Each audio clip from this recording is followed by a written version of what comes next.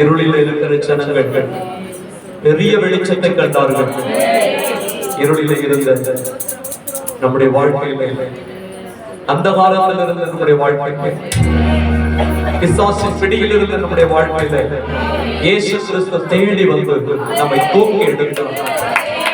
நம்மை தூக்கி எடுத்தார், நம்மை மீட்டு எடுத்தார்.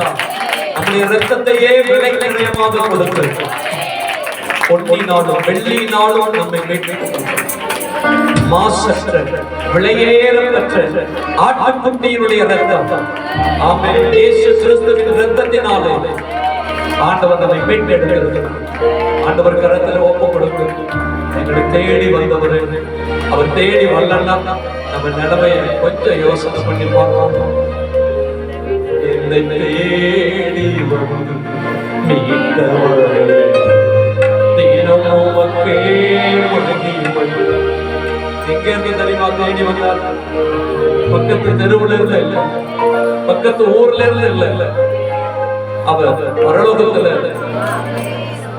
பிதாவாகிய தேவனோடு உட்கார்ந்து இருக்கிறத, அவருக்கு சமமா உட்கார்ந்து இருக்கிறத கொள்ளையாடின பொருளா இல்லாம அந்த பரலோகத்தை விட்டு, அந்த மகிமையை விட்டு, தேவ பிரசன்னத்தை விட்டு அவர் இந்த பூமியில நமக்காக அவர் இறங்கி வந்தார்.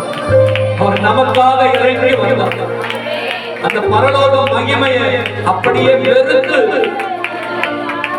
பாவிகளை மீட்கும்படி, நம்மை தேவனிடத்தில் ஒன்றாய் சேர்க்கும்படி அவர் நமக்காக இந்த பூமியில நம்மை தேடி வந்தார். நம்மை தேடி தேடி மீட்டவரே, தினம் உமக்கே மகிமை. என்னை தேடி வந்து